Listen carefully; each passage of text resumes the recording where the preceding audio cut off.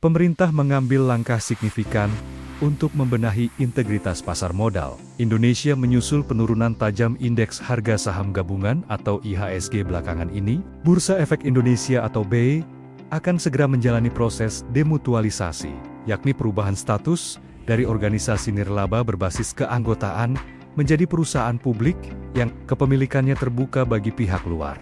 BPI Danantara dipastikan akan menjadi salah satu pemegang saham strategis setelah proses demutualisasi rampung. Namun, kepemilikan bursa tidak akan bersifat tunggal. Pemerintah berencana membuka pintu bagi lembaga keuangan internasional untuk ikut menanamkan modal di BEI guna meningkatkan transparansi dan standar global. CEO Danantara, Rosan Roslani menyambut baik rencana keterbukaan struktur kepemilikan bursa ini sebagai upaya mencari tata kelola terbaik. Dia mengatakan, nantinya tak hanya Danantara, namun juga ada institusi keuangan dunia lainnya pegang. Langkah ini merupakan instruksi langsung dari Presiden Prabowo Subianto guna menghapus praktik pasar yang tidak sehat dan menghilangkan benturan kepentingan antara pengurus bursa dengan para anggotanya. Percepatan reformasi ini menjadi prioritas utama pemerintah tahun ini. Dan peningkatan likuiditas melalui kenaikan minimum free float menjadi 15% sesuai dengan standar global. Hal ini berarti semakin banyak saham yang akan dilepaskan ke publik sehingga bursa menjadi transparan, liquid, dan berintegritas. Kemudian terkait dengan penataan dan penguatan pasar modal, yang pertama terkait dengan transparansi dan integritas pasar, Bapak Presiden memerintahkan percepatan reformasi integritas pasar, antara lain dengan reform pasar modal secara struktural melalui demutualisasi bursa dan peningkatan likuiditas melalui kenaikan minimum free float menjadi 15% sesuai dengan standar global. Hal ini berarti semakin banyak saham yang akan dilepaskan ke publik sehingga bursa menjadi transparan, liquid, dan berintegritas. Kemudian peningkatan transparansi juga pengetatan aturan beneficial ownership atau pemilik akhir yang secara transparan dan kejelasan terkait dengan afiliasi pemegang saham. Evolusi struktural tersebut termasuk percepatan demutualisasi agar sejajar dengan bursa modern internasional. Terkait dengan penertiban praktek spekulatif yang merusak pasar, pemerintah tidak mentolerir, sekali lagi pemerintah tidak mentolerir praktek manipulatif share pricing atau saham gorengan manipulatif yang merugikan investor dan merusak kredibilitas dan integritas pasar modal di Indonesia. Penyalahgunaan dan manipulasi pasar tidak hanya berdampak pada harga saham dan kepentingan investor, tetapi juga berpengaruh terhadap tingkat kepercayaan terhadap sistem keuangan nasional dan menghambat arus penanaman modal asing ataupun foreign direct investment yang diperlukan Indonesia untuk mendukung pertumbuhan ekonomi, menciptakan lapangan kerja dan pertumbuhan yang berkelanjutan.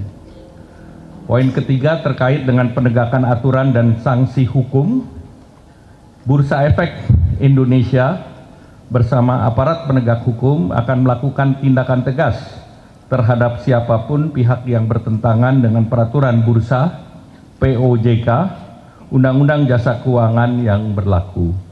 Pemerintah akan mendukung penuh proses hukum agar berjalan sesuai dengan aturan. Yang keempat, stabilitas dan keberlanjutan. Bapak Presiden telah menginstruksikan Kementerian Keuangan serta jajaran pengurus OJK dan Bursa Efek Indonesia untuk memastikan bahwa kegiatan operasional bursa tetap berjalan dengan normal dengan kepemimpinan transisi. Kemudian tidak ada kekosongan kepemimpinan atau dalam pengawasan keuangan ataupun pasar modal. Pejabat pelaksana tugas atau PJS itu akan memastikan seluruh fungsi regulasi, aktivitas perdagangan, dan tugas pengawasan berjalan tanpa gangguan. Institusi kita kuat karena sistem dikelola sesuai dengan standar good governance dan best practices. Pesan Bapak Presiden untuk pasar modal, pesan beliau saya kutip, kepada para investor domestik, mitra internasional, dan seluruh rakyat Indonesia, fundamental ekonomi Indonesia tetap kuat dan tangguh. Pemerintah berdiri teguh di belakang pasar keuangan kita, dan kami berkomitmen pada iklim investasi yang transparan, adil, dan berkelas dunia. Selanjutnya saya minta Saudara Kiki Fredrika Widiasari untuk menyampaikan hasil rapat internal daripada Dewan Komisioner OJK. Silakan Bu Kiki.